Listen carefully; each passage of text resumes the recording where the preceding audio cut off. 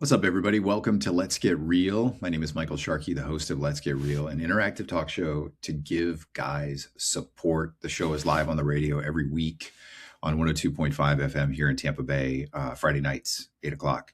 But when we talk about guys getting better, without a doubt, the topic that has come up more than anything else by a majority is addiction and alcoholism. And this segment from a previous show was the entire show. We didn't plan it. We didn't script it that way, but we literally got a call early in the show of a guy who was struggling with his own. Actually, it actually started with a caller celebrating his sobriety, which then turned into other callers celebrating sobriety, which then turned into other callers going, hey, wait a minute, I need help too. So this is just one of the segments from the show. Please, if you're on YouTube, drop a comment, share your story. If you're listening to this on your favorite podcast app, leave a 5-star rating and a written review. And then don't forget, Friday nights, 8 o'clock, Let's Get Real, either at 102.5 FM in Tampa Bay or on their app, theboneonline.com. Enjoy. What's up, everybody? Welcome back to Let's Get Real, an interactive talk show for guys, just helping dudes get a little bit better. That's all we're trying to do. 1-800-771-1025 is our phone number. What started today, just the topic of addiction has come up just recently for me and just a couple of family things. Nothing major, but two things. Number one, it made me have to address a situation in my family. But number two, just in reflection of doing this show on the bone for the last year and a half, just how many people who have called when we've just said, hey, if you're working on something, let's just talk, that their first question was like, hey, man, I'm struggling with alcoholism. Or the stories of hope, which I hope that has happened. That's been pervasive today. Spanish, good to see you, my friend. Hello, Michael. You went to AA. I did. And I know you've talked about it, so I'm not trying to. No, you're good. You know me, I'm an open book. So when you went into AA, the caller from earlier said, you can't, interventions don't work. You can't do that. You have to want it. You have to be at that right time. Would you agree with that to a certain degree? Yeah, I would agree with that. The only thing that struck me about that call was that he said he didn't have a sponsor. And if you're someone that's going to AA, usually that they take care of that at the very beginning. It's good that he has someone. But yeah, I obviously I can only speak for myself. I had gotten to a point where because of things like, getting arrested and taking a look at my life and the realization that I was not only drinking every day, but that I had told myself for so long that it wasn't affecting other parts of my life. Yes. When you go to AA and you have those weeks or however long you choose to be sober, and the way AA kind of relaxingly forces you to see other parts of your life, and you start going, oh, yeah, I missed that meeting, and I forgot about this, and then I forgot about this, and then you're hit with the realization of, oh, that was because I was drinking. That wasn't because I was inadequate or inept at my job. It was you were just drinking. I was just drinking and forgetting because I would black out or whatever. Yeah. That was the big, this is exactly what people say when you have a problem. And I had pushed it to the back of my head for so long that when it came back up, you go through all the emotions, the crying, the oh my God, the holy Jesus, this is real. And then, I took the steps to just, I would consider myself fortunate because I was just able to go cold turkey for a while until I found my footing again and got my balance. But I knew the realization, I'm not an idiot. And that realization, when you have it and a group of men and women, for me it was all men, look at you with that face of recognition, the face of, I know this moment, I've lived it, but now you have to make a choice. And then they come forward and tell you, as what I would consider myself a semi-intelligent man, I knew that was it. That was that was it. I had to make the choice. Totally. Our phone number is 1-800-771-1025. Let's go to Nolan really quick. What's up, Nolan? Good to see your name on here, my friend. How are you? Hey, guys. Good to hear you guys still at it. Appreciate the show as always. Amen, brother. What's up? What's going on with you? Still kind of maintaining. I'm definitely typecast, alcoholic, like you guys were talking about, but I made the mistake of trying to substitute it for something else, and I got myself into a pickle with this kratom stuff that's going around right now. It's everywhere. So kind of been like a true addict. I just went and tried to find something else to replace the alcohol, and I got myself into a worse situation. So I'm trying to get myself out of this. I got health insurance going on. I'm going to go see a doctor after the first of the month and really try to do something about the anxiety, because unfortunately I've kind of like married the two, and I just feel really trapped. I would definitely advise anyone struggling with the alcohol to stay away from all that kratom stuff, because it's just the same behavior. And I just wanted to check in with you guys, say how much I appreciate the show. And you used to talk about doing a one-on-one with some of the guys calling in, and I was just wondering to see where you're at with that. Yeah, man. I say it quite a bit. Like if I'll say this to you, Nolan, but I'll say it to everybody, understanding that there are sometimes conversations that you want to have with somebody, but you don't want to have on the radio. The fastest way to set that up, just send me a direct message on Instagram, and then I'll email you. My Instagram is @IamMichaelSharkey, or you can text Spanish. I am. Yeah. Soul_Spanish. Soul_Spanish. I am Soul Spanish. Yeah. But yeah, I mean, just for you and for anybody, just shoot a quick DM and, we'll set something up. They're free. They're 30 minutes. Yeah, man, please do that. And again, that's for you and that's for everybody. I appreciate the show. I listen every Saturday when you guys are on, and it does a lot. And connecting with the guys that call in, like people have been saying, it helps to know other people are struggling, and definitely provides that hope. So yeah, totally. I just really appreciate what you guys are doing. Yeah, man, I appreciate you calling. Yeah, and hit us up, man. We'll definitely we'll connect on a one-to-one. But yeah, something you may want to try is that every place that serves kratom also serves kava, and kava is not the. I mean, you may just be in a situation, Nolan. I can't speak for you, but you may be in a situation where you should not go inside a kava bar just to reduce that temptation.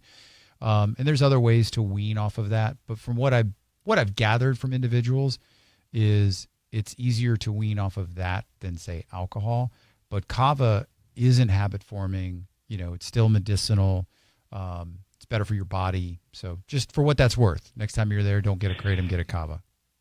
Yeah, I did. Yeah, I mean, I feel great. It's been 9-10 months not drinking every day, and it was getting really bad on my health there, and I definitely feel a lot better physically in a lot of ways, but it's just the same behavior, struggling mentally and just reaching for something, and I'm trying to, that's the root of the problem I'm trying to solve. But yeah, the rooms, your shows, like you guys talking with other people, that's what helps. So I just appreciate you. You bet. Nolan, have a good weekend, brother. Our phone number, 1-800-771-1025. I think Nolan's right, man. For a lot of people, they swap it out. They go from alcohol to something else. It's like, or they will, this is such a wild story. I think I've shared it here before. My boss was an alcoholic. He's like 18 years sober now. Not my current boss, but a previous boss. And he would tell some wild stories of just his battles with alcohol.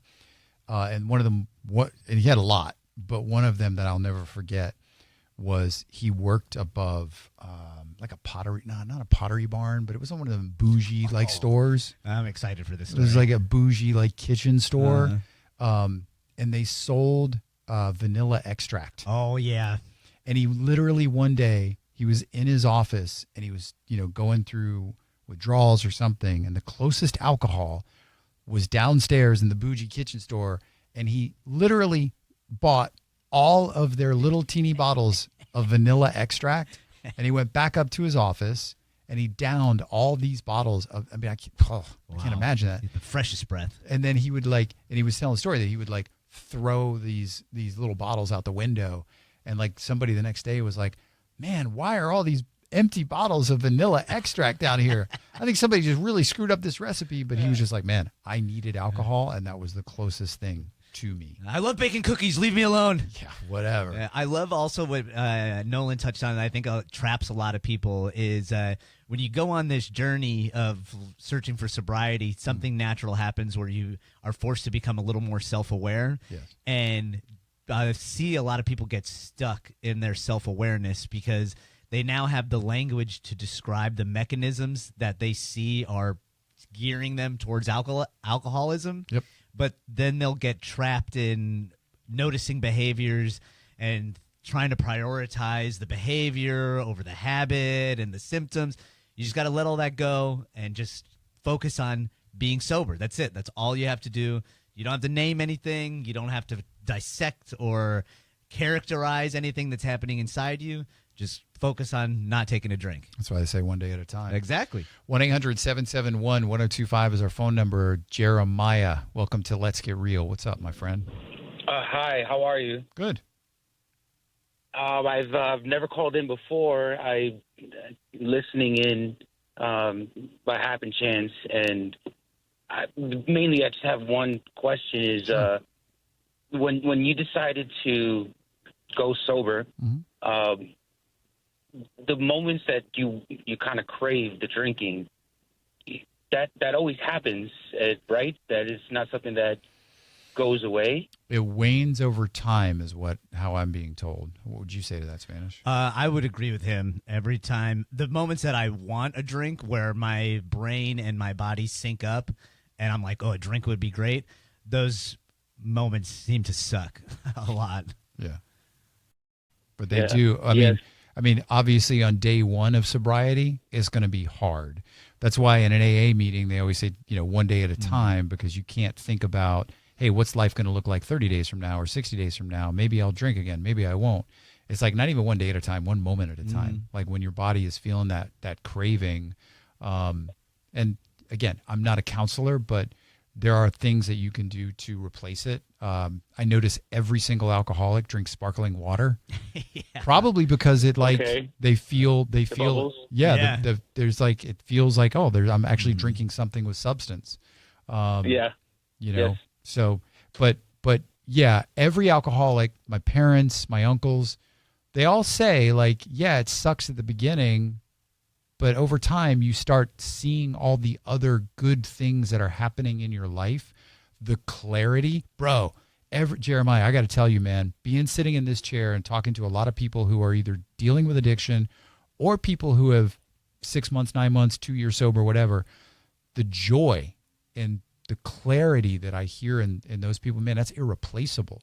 So the one thing is it may suck for day one, but there's a path in front of you that is filled with again, even just through the lens of being clear about what you want on a day, and it's not clouded by alcohol, whether that's for you tomorrow or a week from now or 2 years from now, that's actually something in a one day at a time world to look forward to. Thank you. I appreciate the perspective. Yeah, man. I'm a new at this. I've never really talked about it. I heard somewhere that they said if you think you need to stop drinking, it's probably because you have a drinking problem. And lately I've been, it's been on my mind. Maybe I should, slow down. I excuse it with work, stress, life traumas. I'm gonna drink because I'm triggered. Right. Big deal. I've grown up around people who do drink a lot. Not many of them choose sobriety. And then the other half of it, everybody's sober. Some people just don't drink. So I don't really know the perspective. What is it that people are looking at when they're choosing not to do it? Where I'm kind of raised where big deal, live once and live your life. But That's I'm starting to notice something you had said picking out earlier, that there's moments in my life where I forget something, I didn't do something, and I'm noticing that's probably because I was either high and or drunk. Yeah. And I wasn't in the right mind where I thought I was, and I'm starting to see those differences. So thank you. Yeah, man, absolutely. And look, there's AA meetings all the time, and it's not they say when you go to AA, the first step is to admit you're an alcoholic. Whether you do that in a meeting or not, that's entirely up to you. But the one thing, and I'll say this, Jeremiah, to you, I'll say it to everybody, is that the hardest thing to do in life, anything, addiction, dealing with your kids, whatever, the hardest thing to do is to try to do something alone. So it sounds like you've got a self-awareness, like, hey, maybe I do have a problem. Cool. All right, great. First step. But if you want to at least be where you are feeling supported and just observing what others have gone through as a way to maybe just put another perspective in your life, I would imagine that an AA meeting would be a good place to do that. Okay. Last question, not take too much more time. Sorry. There is the taboo around, doing AA. Mm-hmm. I know it's an ego thing. You admitted a failure, but it's not. What would you say to something like that? Do you have a thought on that, Spanish? I do. What you're asking requires something scientists call cognitive flexibility. It's the ability to not latch onto an identity that you feel defines you or did define you, like drinking, or as you said earlier, you grew up in a family where it's kind of like you only live once. So, drinking has never been perceived as an issue because of your family upbringing. Those things are totally fine, and they're real human, cognitive identities that you've latched onto. I've done it before, too. But the way to just get over all that, and like you said, what is it like of being in AA and having people know you're in AA is simple. You remind yourself that who you are is not defined by any one thing, and it could change rapidly over the course of 15 minutes if new information comes in. So don't sit on that for too long. People are going to judge you no matter what you do. That's why there's that age-old saying, sticks and stones may break my bones, but words will never hurt me. Sorry, I struggle with it. Yeah, but and one thing I would say, Jeremiah, there's a reason why it's called Alcoholics Anonymous. It's also a great point. Good point. Yes. Yeah, no one has to know but you, my friend, and the people in that room, and they're not even going to ask you for your last name. That's true. So, hey, Thank you guys. You bet, brother. Good luck.